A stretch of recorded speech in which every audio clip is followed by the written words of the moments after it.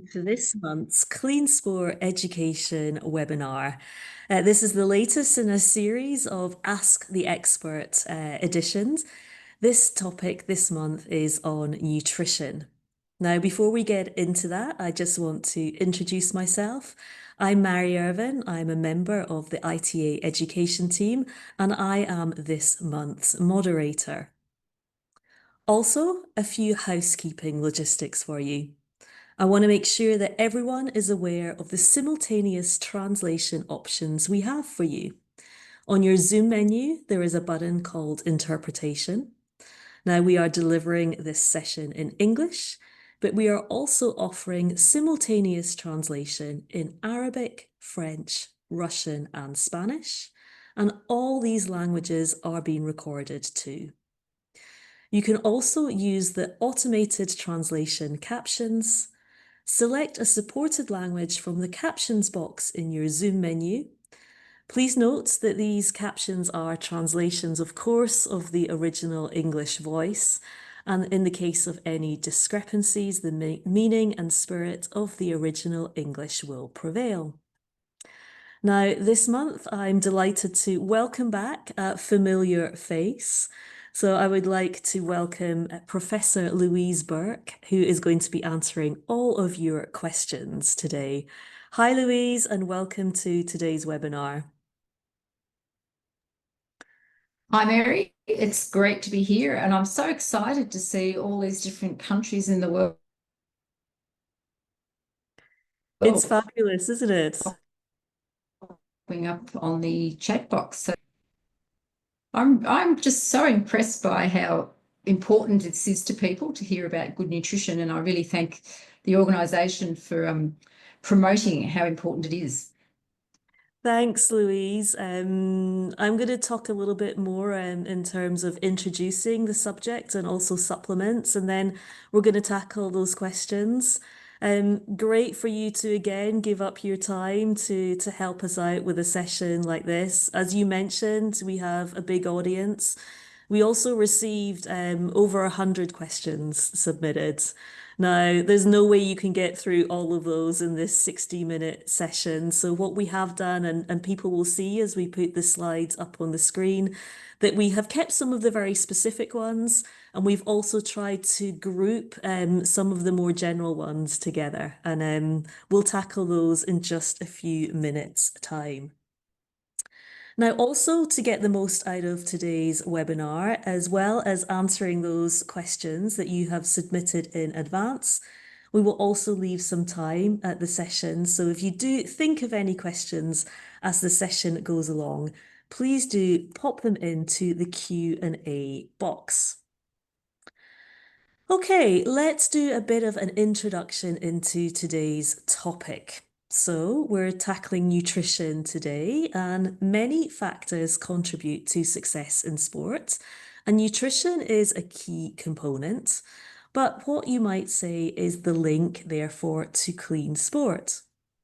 Well, the IOC consensus statement on dietary supplements and the high performance athlete states that nutrition usually makes a small but potentially valuable contribution to successful performance in elite athletes. And dietary supplements can make a minor contribution to this nutrition program. This statement goes on to tell us that supplement use in sport is widespread at all levels of sport. Now, the appropriate use of some supplements can benefit an athlete, but others may harm an athlete's health, performance, and/or livelihood and reputation if an anti-doping rule violation results. And what is a supplement? Well, a supplement can come in many forms, for example, bars, gels, shakes, powders, and some examples of these are on your screen. And why are supplements a risk for athletes? Well, they're a risk because the supplement industry is not well regulated. And due to lack of regulation in the industry, supplements are a risk as they can contain prohibited substances as their main ingredients. They can also be contaminated during the manufacturing process or in the supply chain of ingredients. They can be mislabeled. with the contents not matching what is stated on the label. And both contamination and mislabeling can also lead to the inadvertent ingestion of prohibited substances. And supplements can also be a risk to health, with testing of some supplements showing they contained heavy metals and pesticides. So it's important for you all to be aware that no supplement is 100% risk-free for an athlete, so there must be an expert-informed reason for using one. Now, as mentioned, this session is focusing on food, but naturally there will also be times when we mention supplements when addressing a specific question. Now, you, the audience, did send in a lot of very specific supplement questions in advance as well. We won't be tackling those today. There's a bit of out of scope of this particular webinar.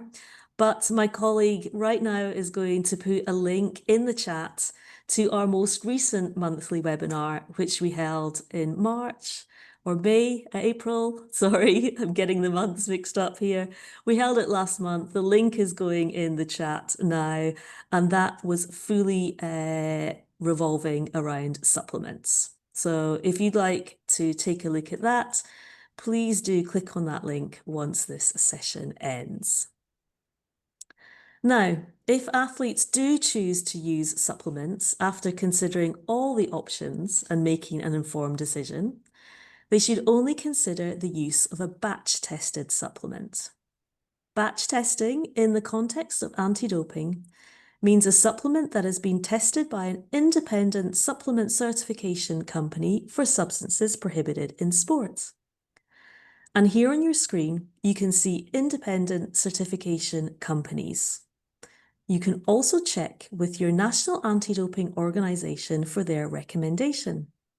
There may be country and language-specific information that will best suit your needs. And we're also going to finish the session by highlighting additional resources for more information. So, given we know the risks of supplements for athletes and the impact even an unintentional anti-doping rule violation can have on an athlete, we recommend an athlete does everything they can do before using supplements to mitigate the risk. And once again, thank you all for sending so many questions in advance. We are going to tackle them in just a moment by, you've guessed it, concentrating on the bottom of the pyramid here on nutrition. Now, Louise is a sports dietitian with 40 years of experience. She worked at the Australian Institute of Sport for 30 years and was the team dietitian for Australia at 5 Olympic Games. She is a director of the IOC Diploma in Sports Nutrition, and she is also the chair of Sports Nutrition at the Australian Catholic University. So I can't really think of any better person to come online today and answer your questions. Thank you again, Louise, for joining us. So, as I mentioned, we grouped the opportunity questions as best we could. And we're going to tackle 6 different slides, each with a different number of questions on them. This first slide here, we have categorized into general meal planning and energy needs. Now, Louise, there might be only 2 questions on this slide, but the first one in particular, I'm guessing is huge. Maybe you could spend the next few minutes taking us through those 2 questions. I will, and they are very important questions. So the first thing to say is if I go back 40 years to when I started being a dietitian, I think back then we might have had the idea that there was the athlete's diet and that I could write a sheet of menus and that every athlete in the world could follow those and everyone would be doing the right thing. But of course, now we know that every athlete is different. Every athlete differs from day to day because their training is different or they're needing to do competition focus. But also I could come up with a list of calories and nutrients that I might be targeting, and I could could find so many different ways of combining foods to get an outcome. And so one of the great things about being a dietitian is that understanding food and how you cook and put food and meals together allows a dietitian to work with an athlete to say, let's sit down and talk about your needs as an athlete you're doing, what sort of training you're doing, how often do you compete, what are the nutritional needs of your competition, and then putting together a kind of a plan of the goals, and then talking to you about what sort of food do you like eating, what's available at home, of the way that you like to live, and then sort of constructing all different sorts of menus that can achieve those targets. And so I know that's sort of not giving a direct answer, but it's saying that there's so many different ways to be able to construct a healthy diet for an athlete, and that an athlete could expect to eat differently from day to day to be healthy because their needs are going to change. And so what I would do if an athlete came in to see me would be ask lots of those kinds of questions that would help me construct in my head what's a sort of a reasonable needs and how they might change from day to day. And then I need to think about what am I going to spend my calories on. Carbohydrate needs change from day to day because that's the main fuel that we'll be using for training. And so days that are heavier training days will need more. Days that might also need to think about what you're doing tomorrow to be able to fuel up for it. So I'll change carbohydrate, particularly from day to day. We're now much more aware that protein needs for all athletes are increased, not just for resistance training, but endurance athletes also need more protein. And so we probably now set goals that are probably twice the amount of protein than the recommendations for sedentary people, regardless of what type of sport you are. But if you're doing it at a high level, then, and we like to try and spread it over the day with meals and particularly after exercise for recovery. So that's the sort of the two key nutrients that I'm thinking of in terms of the sport needs. And then fat takes up the rest of the calories. And so if you're an athlete that has very high energy requirements, you could probably get to eat more fat. If you're an athlete that has lower requirements, or maybe you're trying to lose some weight and you're trying to reduce some of your energy intake, then cutting down fat a little bit. We need fat in our diets, but that's usually the nutrient that we're eating more of than we need. And so that could be one of the things that is not sacrificed so much, but it's one of the things that we might alter depending on total needs and how we might change those. So the ratios really change in terms of what's the total amount that you need. And most days we think of athletes' needs in terms of the grams of these nutrients per kilogram, rather than saying you need 15% protein or 60% carbohydrate. We mostly think of the size of the athlete, the size of their muscle mass, how many hours of training are they doing, and come up with guidelines based on a more tailor-made athlete-specific idea. Thank you, Louise. I just wanted to check as well. There were a couple of times that you were cutting out for us. Oh, no. Of course, the 30 minutes we chatted before the webinar, we could hear everything perfectly. But really, overall, it's fine on our end. Could you hear me clearly when I was doing the introduction? Yes, I can. And so I'm on? sorry about that. No problem at all. The last couple of minutes as well were a lot smoother. So hopefully we're over whatever little glitch that was as well. And I think we're ready to move on to the next slide, which we have kept as the same topic essentially. And whilst these first two questions here were very broad, we are now going to look at same category, but looking at some very specific and particular example questions we received. Over to you, Louise. Thank you. Balance is such a great question because we have to think about what is it you're trying to balance. And I said before that we've got different needs for carbohydrate and energy that change from day to day with the amount of exercise we're doing. So one of the things we might think about in balance is how many carbohydrates go into our day. One of the easiest ways for athletes to manage that is to think about eating before, during, and after their key training sessions. So the days they do heavier training or more training sessions, they'll naturally get to eat more if they're fueling up, fueling during and recovering afterwards. So that's one of the ways of balancing things, is to sort of manage your food around training sessions, and that helps that balance to happen. But the part of the question I was really looking at the end, I really love food. Well, the good thing is that most sports dietitians help athletes to continue to really love food. And one of the favourite questions I have when I'm working with an athlete is, what are your favourite foods? So that when I'm constructing a food plan, we'll come up with ways of being able to include them. And sometimes when people think about balance, they think about how much of what I eat has to be the sort of healthy foods and how much can be the treat foods. And so I have a sort of a rule of thumb. If you can eat sort of 80 to 90% of your foods coming from wholesome, healthy foods, then there's plenty of room for treat foods. And one of the things that often is something I negotiate with athletes around is sugar, because sugar is a carbohydrate, but many of the sugary foods, and that includes sports foods like sports drinks and gels, don't have the same nutrient value. They don't have all the vitamins and minerals and the other good things that we get in other carbohydrate-rich foods.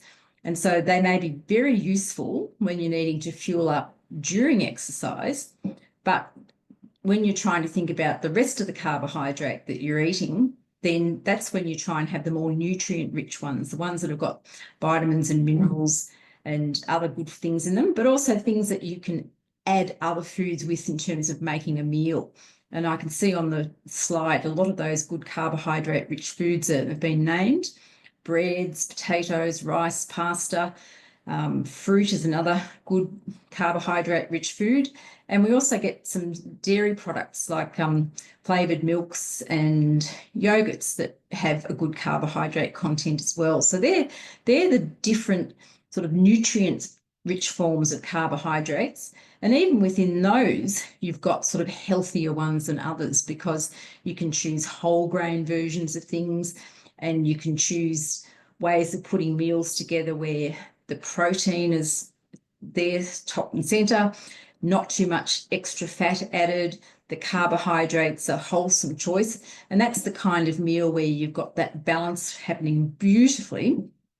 Whereas other times we might sort of eat fast food or junk food or treat food, whatever you want to call it, and you still might get the carbs, but you're not getting that same other nutritional value. So if you can think of making most of your meals come from the wholesome choices, and then when you're wanting to have the treat foods, I think choose the ones that you really love. But sometimes I help athletes to have them during exercise, because that's a good time to have sugar. And I've got lots of athletes that would much prefer to eat lollies than drink sports drinks, for example, as their fuel during training sessions or even competitions. And that's a way where you can say, right, here's the sugar that you love, but it's in a form that you're much more appreciative of. So that's one of the ways that I try and balance things, by just getting inside people's heads about what is it that really makes them happy, and can we make it appear in their diet in its best form. There's lots of different ways that we can put those carbohydrate-rich foods into a meal, and sometimes culturally different groups have favoured one over the other. If you grew up in Australia like I did, potatoes were our main carbohydrate-rich source at meals. And my son's living over in Italy at the moment, and he's eating pasta most nights. So we might be both getting some carbohydrate-rich foods, but just different forms. And there's probably no real big difference about the nutrient value if you're choosing the most wholesome form of each. but it's often what goes with the meal. So if you're having pasta and you've got a nice lean sauce on it and you've got some vegetables or a salad with it, that's a perfectly formed meal. And I love to have mashed potatoes, and I might have nice lean meat and vegetables with that and some bread.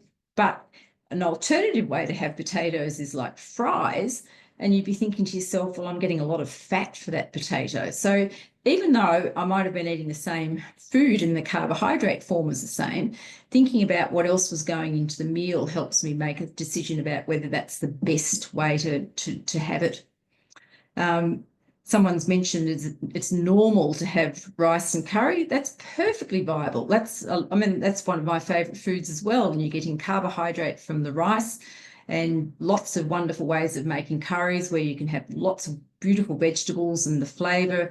And often with curries, you're adding spices, which themselves have really good nutritional value.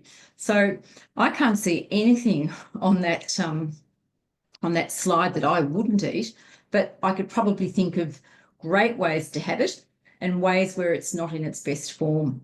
And I think the last question there about what would I eat instead of bread? Well, I guess the question is, why would you not eat bread? If that's, one of the things that you like to eat, you can get lovely multi-grain forms and so many different ways of having bread. During COVID, everyone was baking sourdough bread in Australia, which is a really lovely way to have bread and to bake it yourself and to have that wonderful smell in the house as well as the enjoyment of eating something that you've made yourself.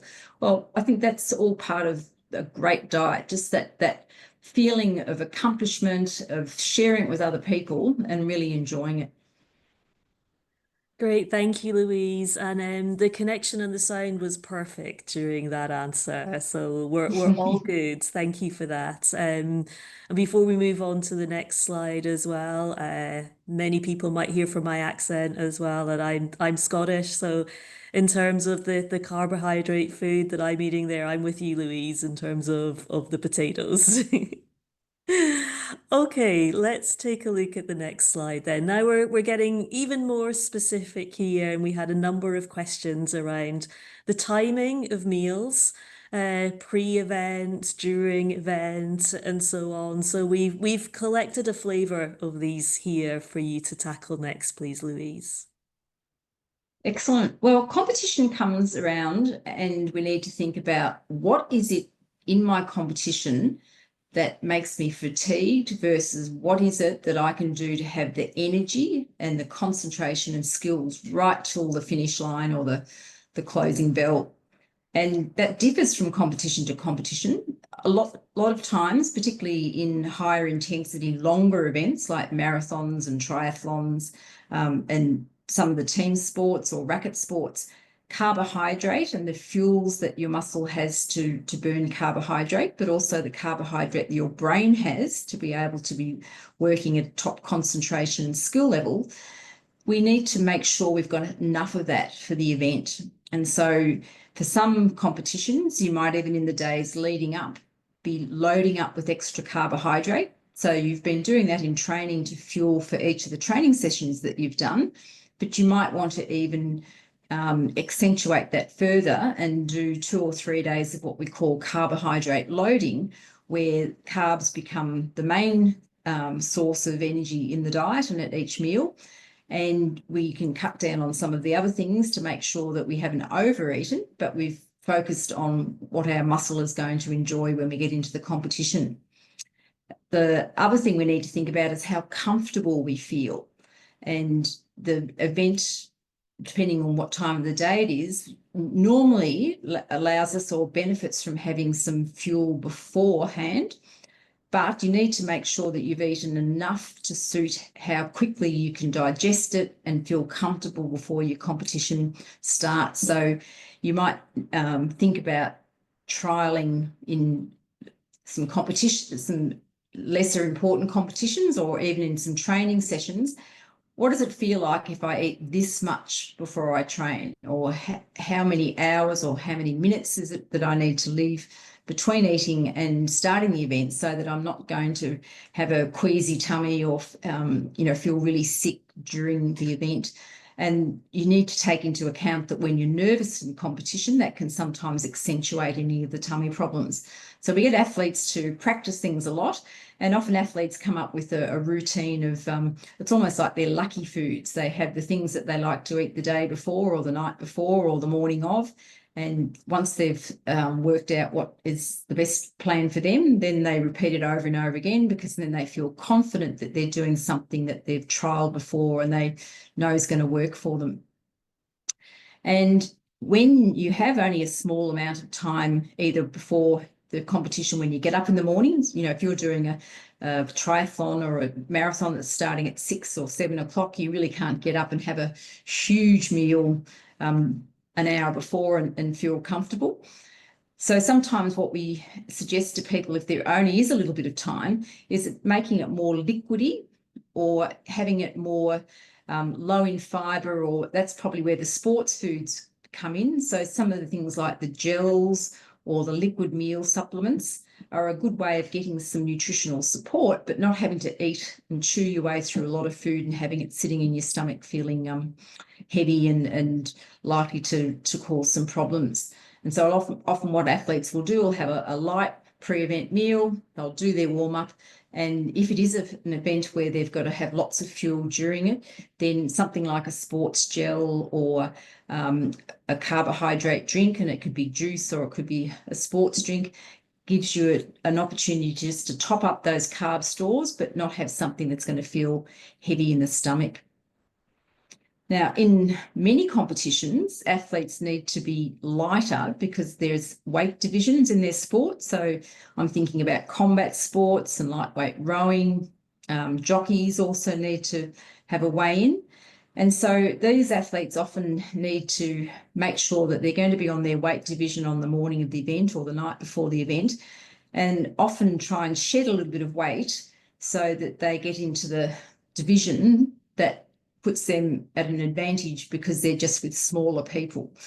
And sometimes that is a campaign that might start weeks out before the event, so that if you're losing some weight, it's true loss of body fat. And that is something I would get advice from a dietitian to work on, so that you're doing it carefully and in a way that's sustainable and not unenjoyable.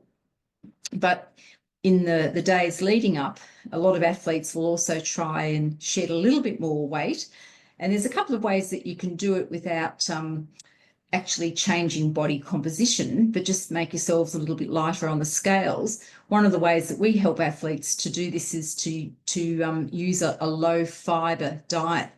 So normally when we're eating lots of fruits and vegetables and whole grain cereals, the fibre is in our stomachs and it's weighing, 1 or 2 kilos, depending on how big you are, in your stomach at any one point. But if for a couple of days you switch to having very low fibre foods, so this is the time when you have sort of the less nutritious form of food, so the white breads and the white cereals, and get rid of the salads and the fruits, you can empty that fibre out of your stomach and be 1 kilo lighter without actually having changed body composition and without having to starve yourself of any of the important fuel. Some athletes do a little bit of dehydration, and unfortunately in some sports that's a nasty part of the sport. I've probably seen, same as some of the listeners, the weigh-ins that you see before mixed martial arts competitions, where it's a big thing they televise and the athletes come out and they've done terrible sweating activities and are much lighter than they should be, and then after they're weighed in, they go and drink it back. So that's not something that we like to work with. We try and help athletes not get to the point where that's the solution. But as I said before, there's ways in which you can be a little bit lighter before competition and not at the detriment of your health and happiness.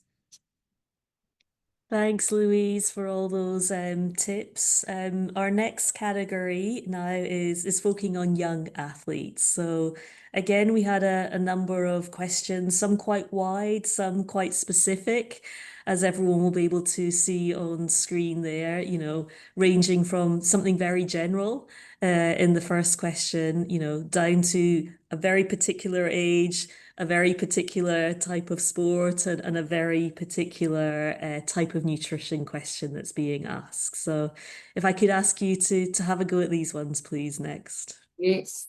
So there's probably four things that I think of about adolescent athletes that are interesting and important. And the first thing is that they're growing older and becoming independent. And so they need to be able to start looking after themselves and making their own decisions about food. And this is a time when I love doing cooking classes with athletes, and I'm hoping that parents are doing the same thing so that athletes are becoming able to cope in the world and to be able to look after their nutrition needs and not just rely on mum. So that's one thing about gaining those skill sets. And the skill sets can be about shopping, about cooking. It can be about how to choose from menus when you're out in a restaurant. There's so many different skill sets that you need to learn to be a grown-up, but that can start in the family, but it also can be an activity that dietitians do with athletes. The second thing about adolescence is that you're starting to get friendship groups where you're all hanging out with each other, and it's sometimes difficult for athletes to be teenagers and hanging out with, you know, their friends who eat pizzas for breakfast and don't get enough sleep and, you know, can eat a lot of junk food and do other sort of things that aren't great for athletes. And so sometimes it's a bit tricky to be able to feel like you're just, you know, one of the gang at the same time as looking after your nutritional needs. The third thing is that often this is the time when athletes start doing serious training. So it might have been just fun before, but now they start a daily commitment to it. And so that's when they start needing to eat for their sport rather than just being, you know, in the family eating what everybody else is eating. And they often have to eat more food because of the amount of training that they're doing.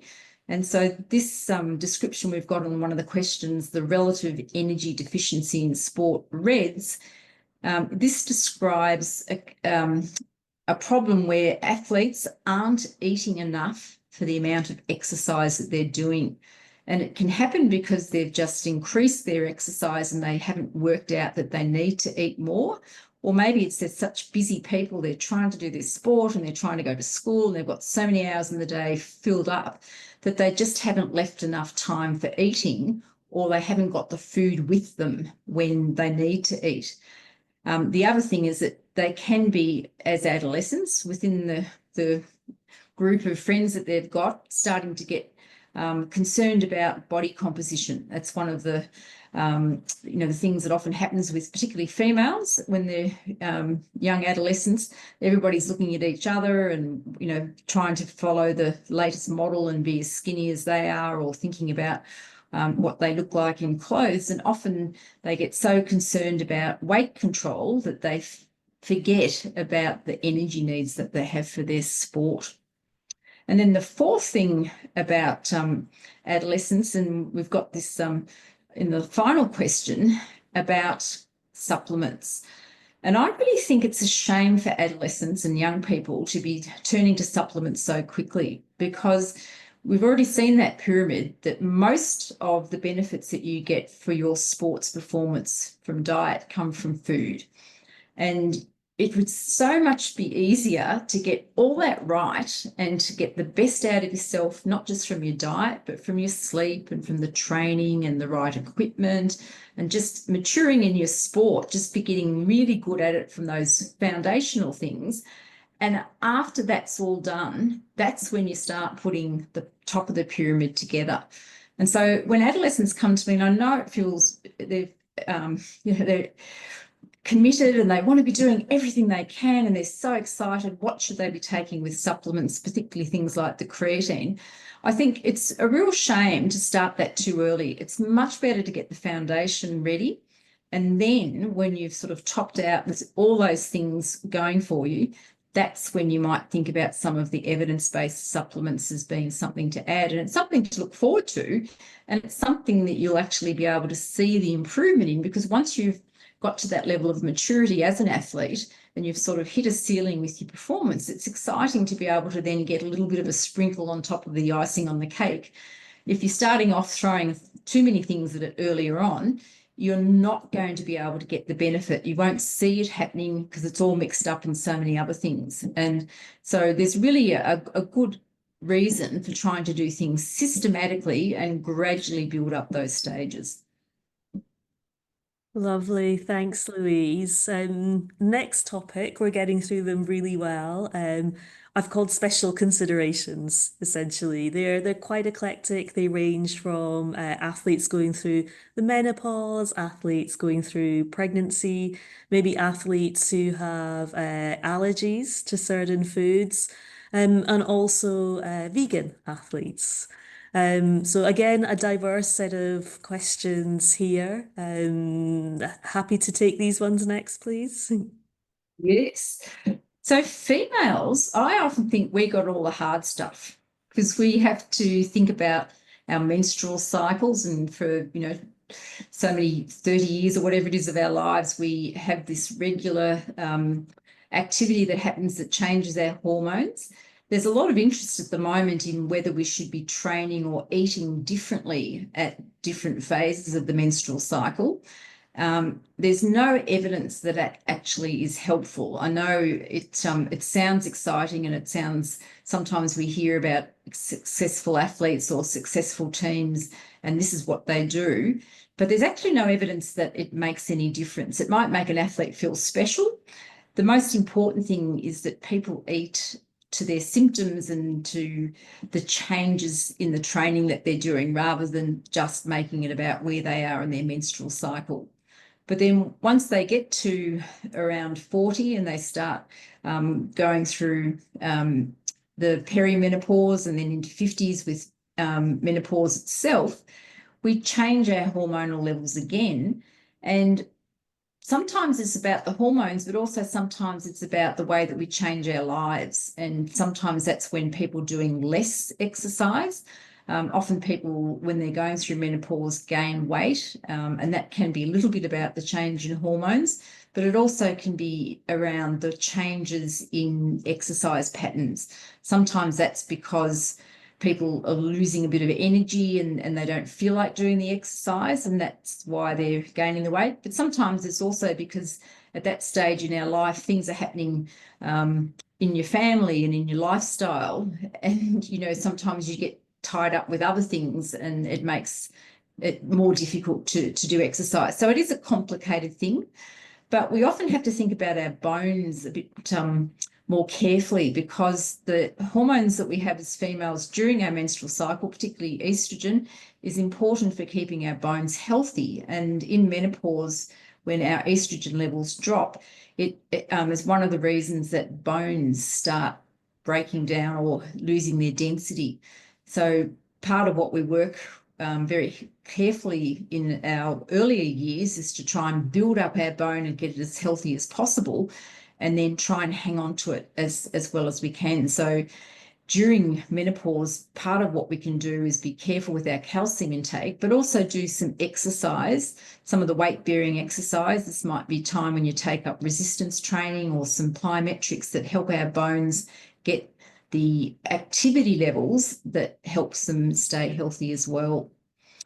Pregnancy is another time we have to be thinking about not just the hormones, but also looking after the baby inside us and making sure we've got the nutritional value, not just for the exercise that we're doing, but to support the baby. And one of the things that can happen with a female athlete after the pregnancy, after they've had the baby, is wanting to return to sport too soon in terms of getting back to shape.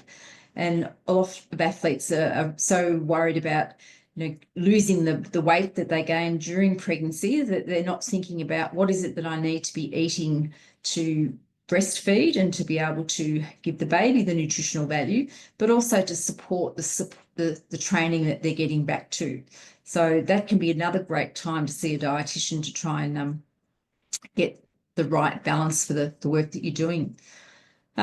The final questions are around people who either for choice or because they have medical conditions have to restrict some of the normal food choices that the rest of us can eat. And so people who've got food allergies and intolerances often have to cut out of their diet some of the foods that are important for giving nutritional value. And then that's another great time to see a dietitian to say, well, if I can't have gluten or if I can't have lactose or whatever the particular food component is that you're allergic to or intolerant to, what are the other ways that I can find foods to supply it in an alternative form? Vegetarians and particularly vegans miss out on quite a few nutrients, and we've got some noted here. One of the minerals and the vitamins and fatty acids can be missing from the vegan diet because of the restricted food choices. And what we like to do is to make sure that vegan athletes and vegetarian athletes can make use of all the great plant sources of foods. Often people become vegetarian or vegan and think that just means taking the meat off the plate, rather than thinking, what am I going to replace it with? What are all the vegetarian options that I can have that are going to be able to supply some iron and protein? Some of those nutrients can't come in enough amounts from the foods that can be in the vegan diet. And so that might be the time when you do need to take some supplemental forms of nutrition, particularly the B12, often the iron. And that's another good reason to see a dietitian, so that the foods that you are able to eat in your diet, you can maximise the nutrient content of them.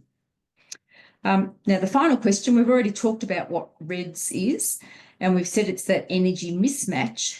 And when that was first recognised in sport, the way that it was described, because it was found first in female athletes, was the triad. And the triad referred to the three different things that sort of happened to a lot of females at the same time.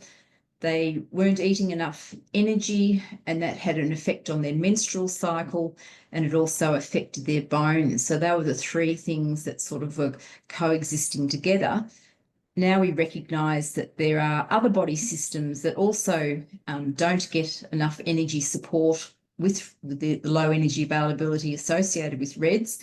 And so the REDS syndrome describes a whole range of different health and performance outcomes that can happen if that energy mismatch happens for prolonged periods and in great magnitude. So yes, the triad's still relevant in that it describes some of the symptoms that are part of the bigger REDS umbrella.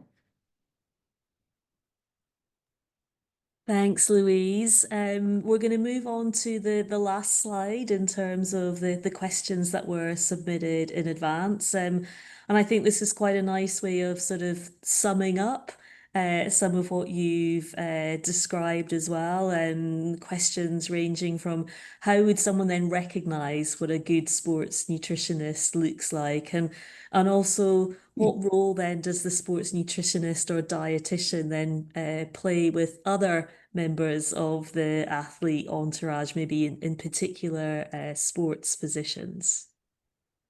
Yes, we'll start with the question about the entourage first, because these days most sports scientists and sports medicine practitioners like to work together in teams, because we've all got different skill sets, and often the problems that we're dealing with, or the ways that we can enhance sports performance and health, have a bit of medicine, a bit of nutrition, a bit of physio, a bit of psychology, and the coach needs to be a part of it as well to get the training part as part of the puzzle. And so if we're in a team and we can talk to each other and make it all integrate, it's so much easier for the athlete, rather than have to get different advice from all the different people and nothing seems to fit together. And so particularly in sports systems, putting these teams around the athlete is just normal business these days. If you're an athlete on your own, sometimes you need to do it for yourself. And so what you can do is to go and see one of those practitioners. Doesn't matter whether you start with the physician or the dietitian, but to explain that you'd like to have a team around you, and link people up themselves. You know, you could say to the dietitian, you've been seeing this sports physician and you'd like for the two of them to be able to interact and to share information about what you're thinking of doing to help the athlete. How do you recognise those good people in the first place? Well, most countries have some kind of a professional organisation, a sports medicine association as a bigger umbrella, or they may have a sports dietitians group where you can look up who is a professional. And you can, in Australia, for example, I can find Sports Dietitians Australia and Dietitians Australia, and I can go in and say, find a dietitian, and it will tell me all the dietitians that live in my area and what they specialise in. And hopefully that's the same in different countries. The difference between a dietitian and a nutritionist varies from country to country. In some countries, like in Australia, most people can call themselves a nutritionist just if they're interested in nutrition and have got a bit of expertise. But to be a dietitian, you have to have specific training and you have to belong to a body that makes sure that you're doing the right thing and continue your education and professional development. So it can be tricky in some countries. One of the things that you could do to recognise someone who's not a good dietitian or a good sports nutritionist is somebody that makes up lots of fanciful tales and promotes themselves like an influencer. There are lots of good dietitians and nutritionists and sports physicians that are well known, and they do have social media presence and educate people and become well known.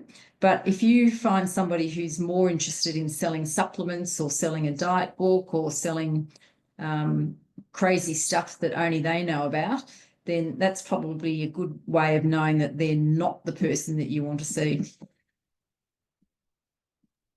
Thanks, Louise. I'll maybe let you just catch your breath, take a moment there. I'm going to sum up and offer up some other resources. Maybe while I do that, you wouldn't have had a chance to have a look at the Q&A box at all. But we already have 11 questions come through. I am getting the French ones translated as well, so don't worry there. I will read those out in English. But I'll let you take a look at the Q&A while I take our participants through some of the other resources that are available to them as well. So the first set of resources that I want to highlight to people are what we're calling some 1-minute answers from experts to common questions. A little bit like what we are doing during this session, but this is something that you can find from the IOC Diploma in Sports and Nutrition that is available on their YouTube channel. And I will emphasize that we are going to send you these slides after the webinar ends. So you don't need to go searching for it now. You will simply be able to click on the link on the PDF there. Second major set of resources that I would like to highlight are from your NADO, so your National Anti-Doping Organisations. Just put a handful of those examples up on the screen there for you. Many of them look at supplement guides, they look at nutrition guides. So these are some that are very well known, but your own NADO may well have resources available to you as well. Okay, so let's take a look at the live Q&A. Let's see how many we can get through in the time that we have left. Louise, let's take a look from the top, if that's okay. This first question came through, I think, when we were touching upon one of the questions regarding bread. That was a question that was sent in. And I think you'd mentioned sourdough, and particularly your example was in Australia and around COVID time. Yeah, so having bread that tastes wonderful and is whole grain is a good start. And then it's what you put on it too that makes the rest of the meal satisfactory or terrific. You know, you can have bread and just put jam on it and not get much nutritional value, or you could put some protein. You could have some lean chicken or meat or cheese or egg and then put plenty of salad on it, or nice roasted vegetables. And so you can take the bread as just part of a really varied meal, and then all those other foods that are contributing to it make the whole meal work together. And they're also making it much more delicious, because I like to think that people enjoy their food so that when they're eating it, they're feeling satisfied rather than sort of just gobbling things down and then thinking, that wasn't that nice. What else can I have? So that's one of the ways in which, if you can make meals enjoyable and filling, you can help with weight control and just general enjoyment of life, because you're not sort of so much worried about it. You're enjoying the whole experience. Great. Thank you. The next one is in French. I will translate it. I think we've tackled it earlier on. This question came through just before I'd moved to the youth athlete slide. But just so everyone knows where we are with this one, the question was, what nutrition should we provide? I can actually read French, so I think we have covered. Perfect. I think the 7 to 17 question, we've probably gone through that in just noting the change in the training load, the change in size of the athlete, and once they stop growing during the growth phase, we've got extra requirements for energy and protein. But as growth tails off, then that we might need to level off total intake. But as I said, that whole idea of becoming independent in nutrition, being able to understand what you need to eat and being able to provide it for yourself, that's a really important part of what happens with nutrition. It's not just what you're putting in your mouth, it's learning about what you can do tomorrow. And what else have we got for a footballer? We've got, what can we give a footballer, a 12-year-old footballer, to get in shape, and bones and muscle, I'm thinking here. So look, this is all part of making sure there's enough protein in the diet, there's enough energy for the level of training that the athlete's doing. I find sometimes with young athletes, because they don't think about nutrition, because they're not responsible for it, they can often be so active, they just don't have enough time to eat. And then when they remember that they might need to eat, they haven't got food around them. So trying to develop in young athletes a memory and a planning mentality, so that when they're going to training in the morning or when they're going off to school, they have got more than just their lunch. They've got snacks that are going to be taking them to the session after school, and then something to have in the car on the way home. And yes, mum can look after a lot of that, but it's really good for the athlete to start becoming aware and thinking ahead so that they're able to contribute as well. And so sometimes it's nothing special so much as just the regularity of making sure the food's available, particularly before, during, and after those training sessions when they need it. And we've got a question about a female athlete in an office all day, and that's also about being well planned. That sounds like this athlete has a very busy life and working all day, training only in the evening. And two things can happen. One is that sitting around the office all day and not being very active, it's often really easy to get into the snacking, and everyone's office has got cookie jars or special things. People bring in cakes for birthdays, and there's in Australia we have chocolate sales. People make money for their kids' school by having chocolate to sell, and it's so easy if you're sitting around just to eat more than you really need. And so it's really important for people in the office to bring food in or have a way that you can eat during the day at work, that you're eating what you need and you've thought about it and you've got, you know, great lunches, and you've got, or you can go out and get something that's what you really need.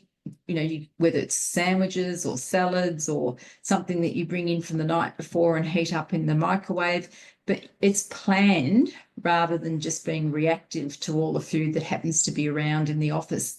That's part of looking after weight control.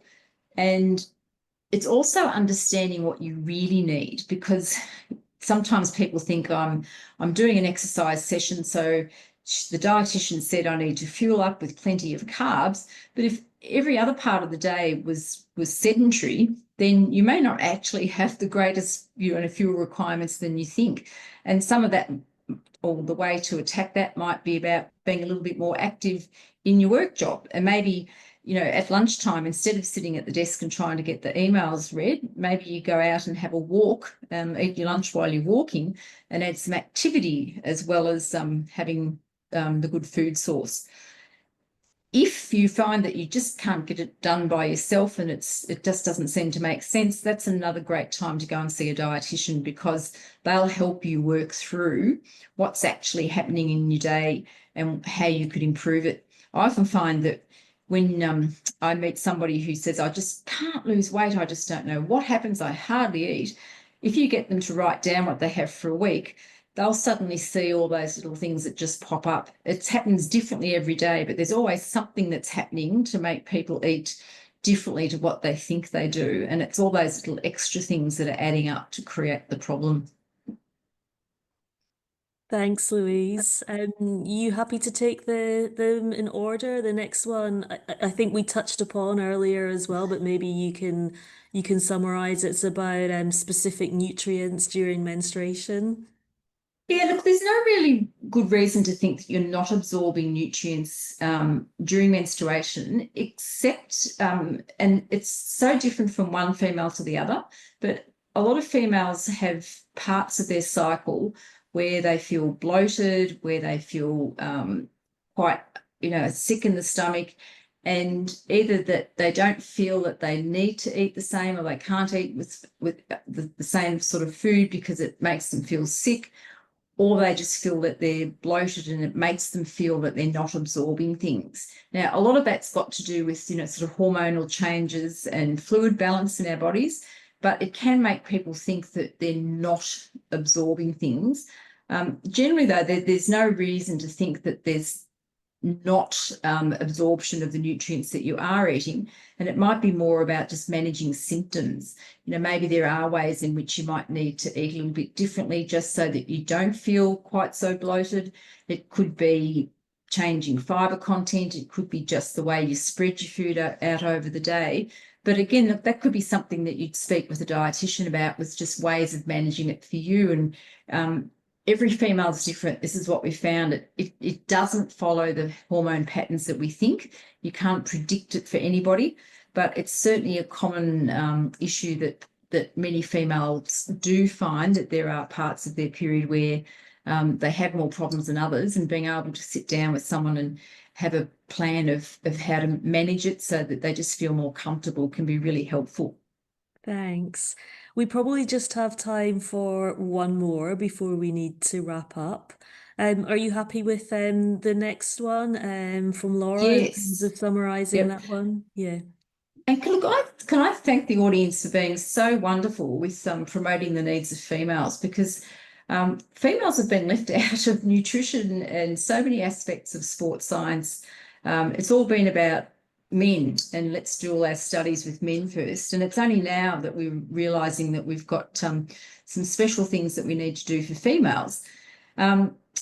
Unfortunately, these estrogen changes, or the hormonal changes that happen over the cycle, but also post-menopause, are very fundamentally about hormones, and there's no food or supplements that you can take to change that.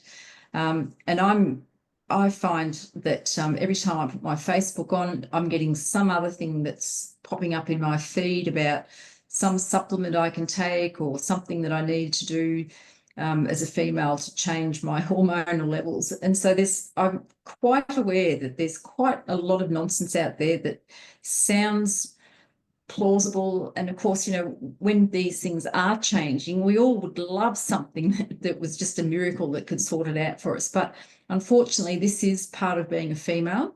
And this is something a sports physician is really the best person to speak to about how to manage hormone replacement therapy and how to manage some of the symptoms that go with these changes of hormones.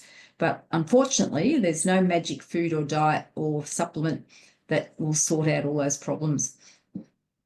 Thanks, Louise. And yeah, and for helping us, navigate through what is essentially something very complex. And now many of us can find information and we do have access to information. But as you've mentioned, it's what is good information and what is misinformation and the new things that are coming through and how to best navigate and decide what is best for an athlete at an individual level. So, once again, over the course of these 60 minutes, you've really helped tackle a lot of general, specific questions, taken all the live ones, as many as we could in your stride as well. So, really appreciate that. And I also want to say a big thank you to the audience for joining us as well.